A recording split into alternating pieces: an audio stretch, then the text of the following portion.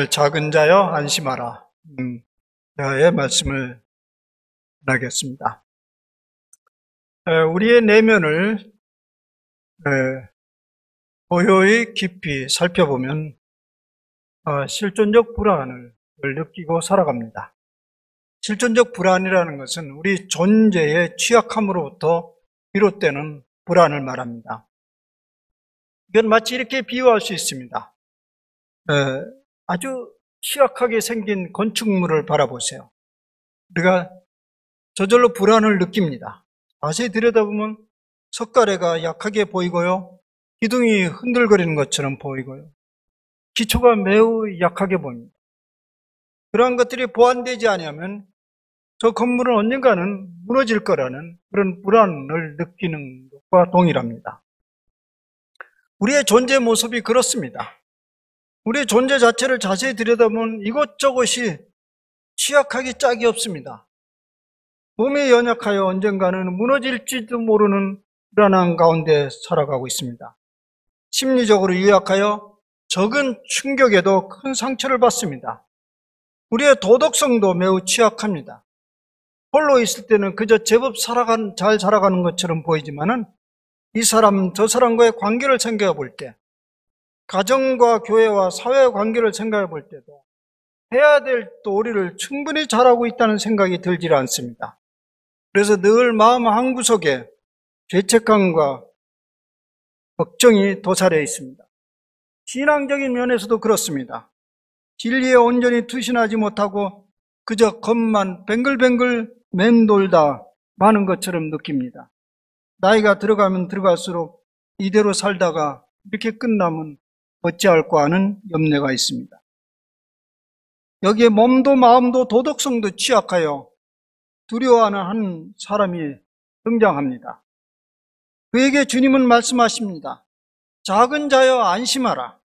다른 번역에는 아이야 혹은 내 아들아 자신감을 가져라고 말씀하십니다. 무슨 근거로 이 작은 자가 안심할 수 있습니까? 오늘 본문은 예수님께서 본 동네로 돌아왔다 이렇게 기록하고 있습니다. 동일한 본문이 마가복음 2장에 나오는데요, 여기에 본 동네라는 것은 홈타운을 얘기하죠. 예수님의 주로 활동 무대인데 가버나움입니다. 비교적 많은 사람들의 왕래가 빈번한, 오늘로 말하자면 도시에 해당하는 곳입니다. 그곳에는 오늘날 도시가 그러하듯이 많은 문제들이 있고 많은 사건들이 벌어지는 곳입니다.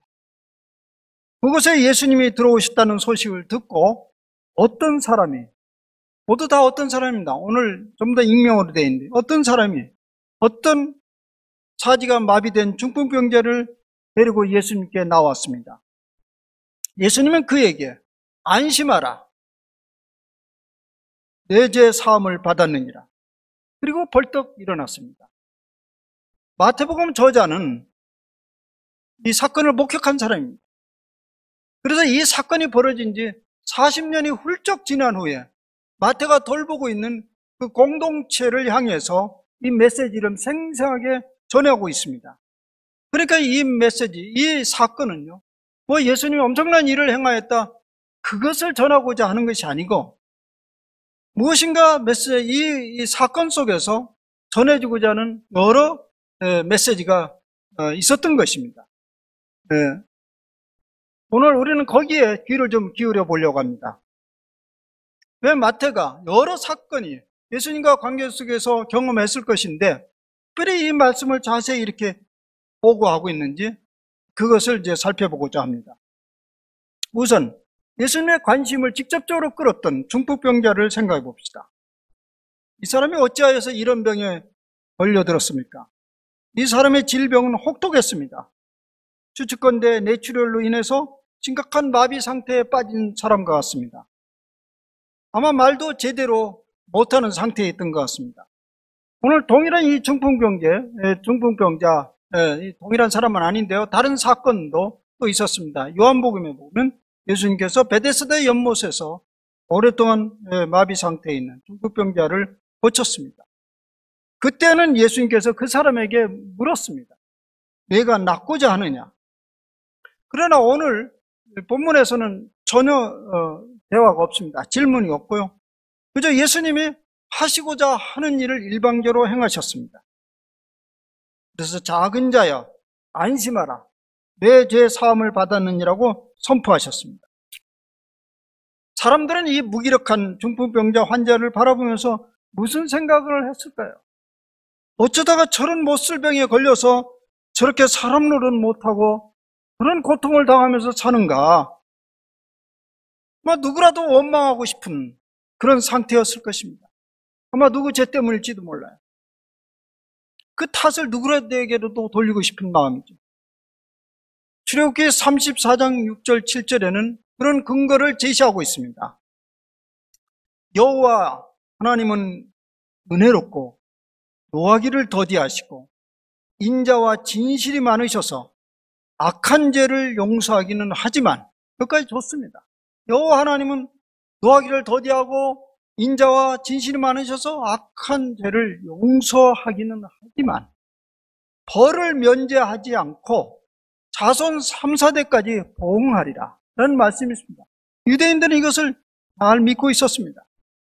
그래서 저 사람은 틀림없이 자기 죄가 아니면 혹은 조상의 죄일 것이라는 믿음이 있었습니다. 사람들의 이런 시선을, 모두 다 사람들이 그런 시선으로 이 환자를 바라보고 있었고, 이 중풍병자도 그것을 저항할 힘이 아무것도 없었습니다. 그저 운명으로 받아들이면서 체념하면서 살아가는 사람이었습니다. 그때 그를 불쌍히 여기는 몇 사람들이 신분이 밝혀져 있지 않습니다. 이제 분명 그의 사정을 잘 알고 있는 이웃 사람들이었을 것입니다. 그 사람들이 이 환자를 예수님께 데려왔습니다. 그런데 뜻하지 않은 이적이 벌어졌습니다. 어떻게 된 일인가요? 성경에는 두 가지 이유 때문이라고 보고하고 있습니다. 첫 번째는 그 중풍병자의 믿음 때문이라고 말하고 있습니다. 다른 사람들은 자기 운명은 자기가 책임을 질 수밖에 없다고 생각하고, 또 이 사람도 자기 운명은 자기가 책임질 수밖에 없다고 체념하는 동안에 또 다른 이웃들은 자기 마음에 일어난 연민에 따라서 행동을 했습니다. 다른 사람들은 그 일은 자기 일이고 조상의 일인데 어떻게 할 수 없다. 그러나 또 어떤 사람들은 남이 그렇다든지 상관없이 그 사람을 향한 불쌍한 마음이 일어났습니다. 그리고 그가 결과가 어떻게 될지는 생각하지 않았습니다. 그저 마음에 일어난 감동에 의해서 그 일을 행했던 것입니다. 그런데 그것이 바로 예수님의 마음과 통했습니다. 근데 예수님을 이것을 향해서 뭐라고 말하냐면, 예수님과 당신과 통할 수 있는 그 마음을 뭐라고 말하냐면 믿음이라고 얘기해요. 그래서 오늘 본문은 저들의 믿음을 보시고라고 했어요.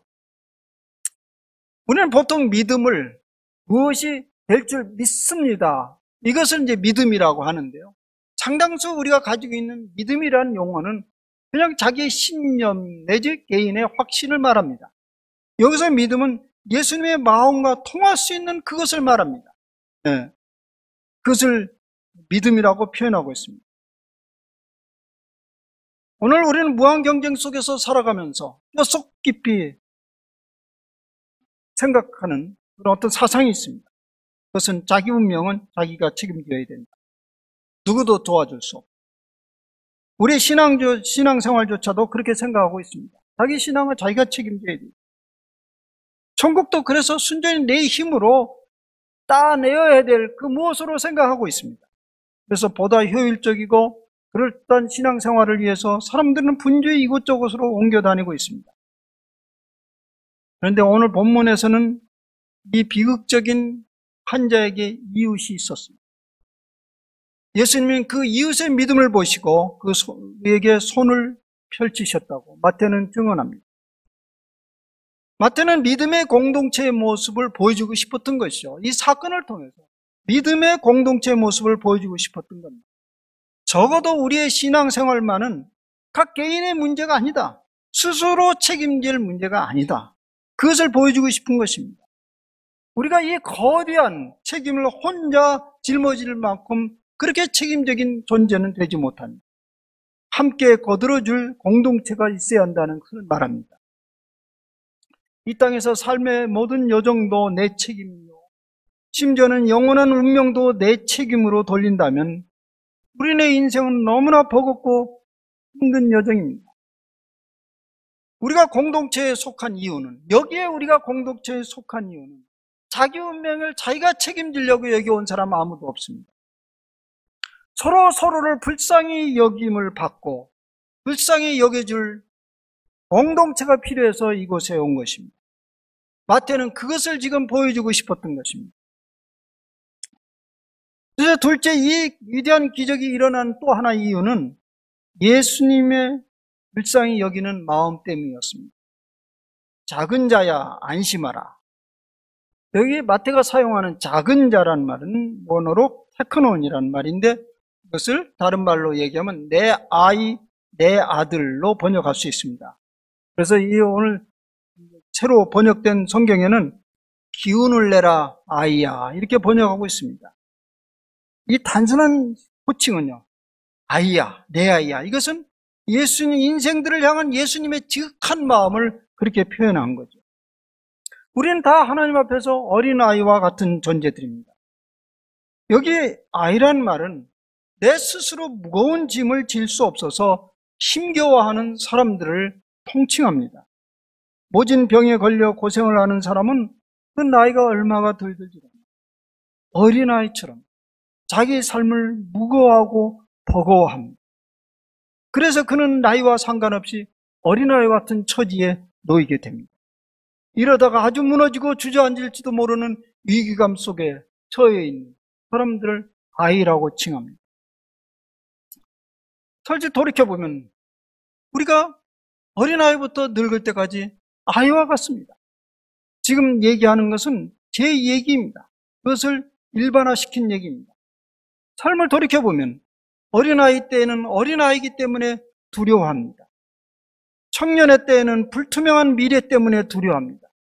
이 치열한 경쟁사회 속에서 나는 주류의 멜에 끼어서 살아남을 수 있겠는가 하는 염려와 걱정으로 가득 차 있습니다. 장년이 되고 노년이 되어가면서 내 삶을 끝까지 명예롭게 완주해낼 수 있을까라는 염려도 있습니다. 이 모든 것이 다 어린아이와 같은 모습입니다. 자칫 잘못하면 공동탑이 와르르 무너질 수 있는 것이 인생입니다. 그래도 쌓아놓은 재산을 지키기는 어렵지 않습니다. 무리한 일만 버리지 않으면 그냥 꼭 붙들고 있으면 됩니다. 그러나 진실로 위험한 것은 그동안에 쌓아왔던 신앙의 여정, 인생의 여정, 명예의 여정은 쌓아오기는 어렵지만은 무너뜨리기는 순식간이라는 생각을 하면 저절로 시편 말씀이 떠오릅니다. 하나님이여, 내가 늙어 백발이 될 때에도 나를 버리지 마시며 내가 주의 힘을 후대에 전하고 주의 능력을 장래 모든 사람에게 전하기까지 나를 버리지 마소서. 내가 늙을 때까지 그동안 내 발걸음을 인도하셨던 그 걸음걸음이 미끄러져서 주님의 명예를 헛되지 않게 하옵소서. 말과 행동이 망령되어 주님의 이름을 욕되이지 않게 하옵소서라는 간절함이 배어있는 기도입니다. 살면 살수록 걸음걸음마다 위험한 장애물이 곳곳에 펼쳐져 있는 것을 우리는 느끼게 됩니다. 그래서 여기까지 달려왔던 경주를 무사히 완주하기를 간절히 바라는 기도입니다. 그런데 그런 걸음걸이를 혼자 감당하기는 정말 버겁고 힘듭니다. 어린 아이나 늙으나 젊으나 늙으나 하나님 앞에서 모두 물가에 내놓은 어린아이 같은 심정을 느끼게 합니다. 그래서 내가 늙을 때까지 버리지 마옵소서 하는 기도가 우리의 기도가 됩니다.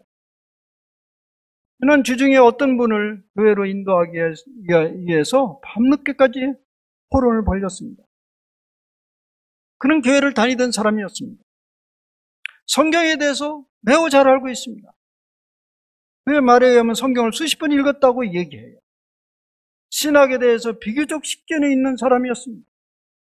한넨베르크, 몰트만, 바르트를 줄줄 깨고 있었습니다. 뭐 그런 신학자도 아니고요. 그냥 일반 사람이에요. 직장을 다니다 은퇴한 나이가 든 분입니다. 그런데 교회는 떠난 지 오래입니다. 나이가 노년에 깊이 들고 있기 때문에, 제가 깊게 관심을 가지고 있는 가까운 사람이기 때문에 간절한 마음으로 교회에 돌아오기를 권유를 했습니다. 그는 완고했습니다. 그리고 그동안 알고 있는 마음에 들지 않는 노예의 모습을 줄줄이 나열했습니다. 그래서 교회에 나가면 오히려 마음이 혼란스럽고 오염될 것 같다는 얘기입니다. 그분은 이미 자신이 다닌 교회에서 상당한 상처를 받은 듯 했습니다. 그래서 물었죠. 지상의 모든 교회가 그러냐고요. 아마 여기서 그렇다고 하면 저는 대화를 끝내려고 했습니다. 다른 길이 없습니다. 그래서 도무지 다닐 교회가 없느냐고 반복해서 물었습니다. 그 얘기는 그렇지는 않다고 하더군요. 다닐 만한 교회도 찾아보면 더러 있다고 하더군요. 그러면 그렇게 해보시라고 했습니다. 그때 나이가 들어서 몸이 약해서 힘들다는 것입니다. 근데 그분이 방금 얘기했습니다. 생명에 관한 것은 목숨을 걸어야 된다고 본인이 얘기했습니다. 그러면 지금 당신이 걸을 수 있고 차를 탈 수 있는데 가시라고요. 교회가 그리스도의 모임이기 때문에 안나가 교회는 교인이 아니라고, 가나안 교회는 교인이 아니라고, 그리스도의 아니라고, 교회에 머물러야 된다고, 이게 조금 강하게 밀어붙였습니다. 그랬더니 비로소 담아둔 속내를 드러내더군요. 사실은 교회는 유아기적이고 미성숙한 사람이 다니는 거죠. 나는 자유롭다. 나는 자연이다. 만족하다. 부족함이 없는데 왜 내가 교회를 가야 되냐. 그렇게 얘기하더군요. 프로이드 생각이 벌떡 떠올랐지만 그 얘기까지 붙이면 싸움이 일어날 것 같아요.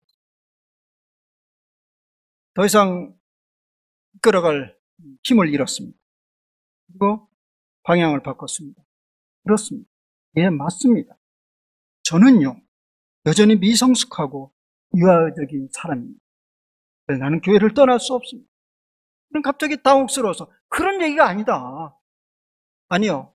이것은 내가 냉소적으로 하는 얘기가 아니다. 내 진심이다. 네. 교회는 어머니의 품과 같아서 떠날 수도 없습니다. 그래서 나는 다른 사람에게 진지하게 권유를 합니다. 그것은 결코 냉소적인 반응도 아니고 내 깊은 저의 마음입니다.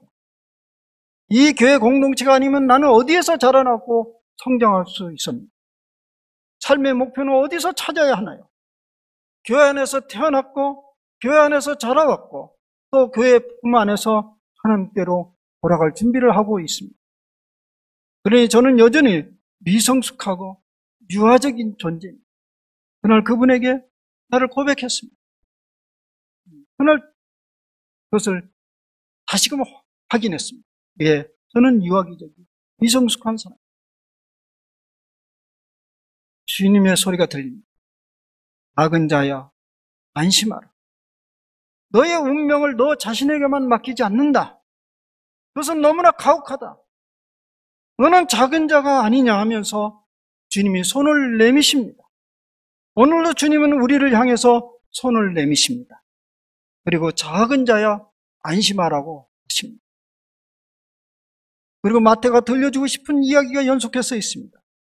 사람들이 생각하는 대로 그리고 자기 자신도 인정하는 대로 이 중풍병자는 죄악의 굴레에 묶여서 고통과 혼돈 가운데 휩싸여 있었습니다. 질병의 원인이라고 믿는 죄악의 짐 때문이었습니다. 그런데 그 죄악의 짐은 운명처럼 달라붙은 너무나 무거운 짐입니다.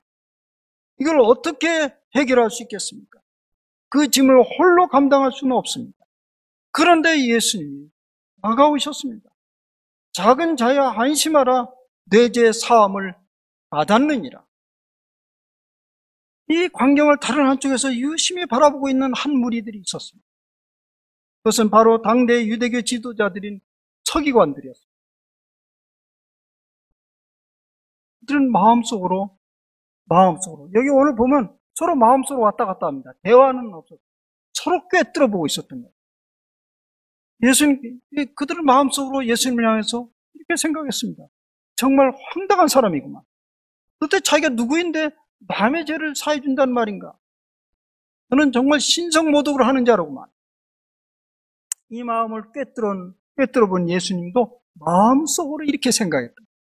그분들에게 얘기하지 않았어요. 마음속으로. 저 사람들은 참 악한 사람들이구나. 참 악한 사람들이구나. 저는 이걸 읽으면서 왜 악하다고 했지? 뭐가 잘못해서? 예수님을 욕해서 약한 사람이라고 했는가? 근데 자세히 보니까 악한 사람이에요. 그 사람들이 악한 사람이에요. 불쌍히 여기는 마음이 없는 무정한 사람을 말하는. 그러면 그것이 신성의 모독이 됐든 뭐든 무슨 문제입니까? 지금 한 망가지는 인생이 다시금 일어나기 시작했는데 그걸 향해서 이렇고 저렇고 얘기하는 그 마음, 무정한 마음이죠. 형식적이고 관습적인 틀에 묶여서 사람을 불쌍히 여길 줄도 모르는 그런 마음을 예수님께서 악하다고 말씀하셨습니다. 돌같이 굳어진 마음입니다. 예수님이 벌린 사건의 결말은 이렇게 내립니다. 내가 죄를 사함받았으니 이제는 내 침상을 가지고 집으로 가라. 이 엄청난 일이 어떻게 일어났습니까? 본문의 이름도 밝혀지지 않는 중풍병자와 또 그를 데리고 온 무명의 이웃들과 그리고 예수님의 3부작입니다. 중풍병자와 그를 불쌍히 여기서 데려오는 무명의 이웃들과 예수님 마음이 하나가 되어서 일어난 사건입니다. 이것이 다름 아닌 이 땅에서 일어나는 하나님 나라의 표상입니다. 무엇이 이 삭막한 세상에서 하나님 나라를 세우게 하나요? 우리는 자주자주 하나님 나라를 얘기하고 있습니다. 근데 그 마음은 불쌍히 여기는 마음입니다. 이 무명의 이웃들은 사지백제를 제대로 움직이지 못한 이 중풍병자를 불쌍히 여기었습니다. 그 결과 어떻게 될지 계산할 여력이 없었다. 어쨌든 이 불쌍한 이 사람에 대해서 무엇인가 해주기를 바랬습니다. 그래서 예수님께 데리고 온 거죠. 사실 마가복음 본문에는 그들의 마음이 더 생생하고 절절하게 전해지고 있습니다. 오늘은 그 장면이 안 나타나는데요. 어떻게 예수님 앞에 그들이 내려왔죠? 조그마한 방에 사람들이 가득 차 있었어요. 이 침상에 누인 이 사람을 어디다 끌고 들어갈 수 있는 여력이 안 됐어요. 그래서 그들은 지붕으로 올라갔어요. 지붕을 다 유대인들의 집 구조죠. 위로 얼기설기 해놓은 그런 것들을 다 치워버리고 거기다 위에다가 침상을 내려놓고 그거야말로 황당한 일이에요. 사람들은 아우성을 쳤을 거예요. 아무 관심 없습니다. 이 사람을 불쌍히 여기는 마음 그거밖에 없었어요. 사실 이 환자는요 제대로 말도 못하는 사람이었을 거로 보이는데 도와달라고 부탁도 하지 않은 것 같아요. 그냥 스스로 불쌍히 여김을 받을 수밖에 없는 존재였습니다. 그래서 그들을 데려왔어요. 하물며 예수님은 그를 얼마나 불쌍히 여겼겠습니까? 예수님, 이웃, 환자들, 이 환자, 이 세 사람에게서 공통적으로 떠오르는 단어 뭡니까? 불쌍히 여긴 것입니다. 불쌍히 여긴 것입니다. 그런 마음이 모여준 곳이 다름 아닌 하나님의 나라입니다. 그것이 바로 예수님과 일치하는 공동체입니다. 우리는 모두 예수님과 하나됨을 갈망하고 있습니다. 그 하나됨의 근원은 다름 아닌 불쌍히 여기는 마음입니다. 우리는 우리 자신이 깊이 들여다보면 매우 작은 일에 두려워하고 걱정하는 자에 불과합니다. 작은 실패에도, 작은 질병에도, 작은 권리의 훼손도 괴로워하고 분노하고 힘들어하는 작은 자들입니다. 우리는 얼마나 불쌍한 자입니까? 자신 다 불쌍한 사람들이에요. 내 자신이 그러하듯이 다른 사람들도 그러합니다. 그러므로 그들도 불쌍히 여김을 받을 자입니다. 나로부터 불쌍히 여김을 받을 자이고 주님으로부터 불쌍히 여김을 받을 자입니다. 그래서 우리는 기도 속에서 자주 사용하는 용어가 주여 우리를 불쌍히 여겨주옵소서. 복음서에도 아주 많이 나옵니다. 다윗의 자손 예수여 나를 불쌍히 여겨주옵소서. 스스로가 불쌍한 존재라는 걸 인정하면 다른 사람들도 불쌍히 여길 줄 알게 됩니다. 그리고 주님이 우리를 불쌍히 여겨줍니다. 그러나 스스로 당당하고 흠이 없는 자유로운 사람이라고 한다면 다른 사람들을 쉽게 정죄하고 비판할 것입니다. 그러면 어떻게 되죠? 나와 이웃과 예수님은 다 별개입니다. 다 별개예요. 거기에는 어떤 희망과 기대도 할 수 없습니다. 주님과 일치하는 삶은 서로 간에 불쌍히 여기는 마음입니다. 마태는 이 말씀의 결론을 이렇게 내립니다. 우리가 보고 두려워하며 이런 권능을 사람에게 주신 하나님께 영광을 돌리느니라. 이 동일한 장면의 마가복음은 이 부분을 이렇게 끝냅니다. 우리가 이런 일을 도무지 보지 못하였다. 놀라운 일이 벌어졌다는 겁니다. 근데 마태는 예수님의 의도를 더 깊게 확인하면서 이런 권능을 사람에게 주신 하나님께 영광을 돌린다고 했어요. 근데 여기에 이런 권능을 사람에게 주신 하나님께 영광을 돌린다. 여기 사람이라는 말은요, 해석이 좀 나네요. 사람. 누구냐? 이 사람이 예수님에게 줬다는 말이냐? 누구에게 줬다는 말이냐? 근데 사실 원어에 보면 이 사람이라는 복수예요. 단수로 해놨는지 모르겠어요. 이 복수인데, 이 복수라는 말은 이런 권능을 제자들에게 줬고 또 오고 오는 교회 공동체에게 이 권능을 주었다는 거예요. 그래서 이 사실이 하나님께 영광이 돌리리라는 얘기입니다. 사실 본문에 등장한 중풍병자와 그 이웃들 그리고 예수님은 다름 아닌 하나의 공동체를 의미합니다. 이것이 다름 아닌 교회 공동체입니다. 교회는 이런 사람들이 모이는 것입니다. 이 교회라는 말은 사실 복음서에서 유일하게 마태복음에만 나옵니다.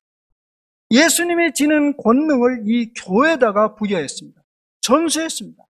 그러니까 이 권능을 우리가 누려야 되고 그 표정을 드러내는 것이 살아있는 교회라는 것을 얘기하고 있습니다. 오늘 교회 공동체의 본연의 모습을 말하고 있습니다. 교회 공동체는 다름 아닌 서로가 서로를 불쌍히 여겨줌으로써 예수님의 마음과 일치하는 곳입니다. 그런 일치가 있는 공동체에서 그리스도의 불쌍히 여김을 받게 되고 치유와 재용서함이 나타난다는 얘기입니다. 여러분, 우리가 속해 있는 이 공동체가 점점 그리스도 몸으로 자라가서 그분과 일치를 이루어 오늘 여기에서 치유와 재용서의 사함이 계속적으로 일어나기를 바랍니다. 그리고 주님부터 이런 소리가 들려지기를 바랍니다. 기운을 내라. 아이야, 내 죄가 용서를 받았다. 일어나 내 침상을 모두 집으로 가라. 이런 역사가 일어나는 우리 교회 공동체, 모세골 공동체 되기를 간절히 소원해 봅니다. 기도합시다. 주님, 우린 마땅히 아이야, 안심하라. 내가 너와 함께 있다. 이 소리를 들어야 될 사람들입니다. 주님, 작은 일에 부들부들 떨고 두려워합니다.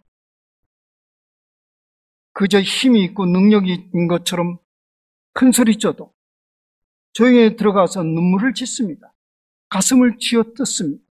아파합니다. 그래서 우리는 마땅히 오늘도 아이야, 안심하라. 그 소리를 들어야 할 자입니다. 내가 그러하듯이 우리 이웃도 그러한 자입니다.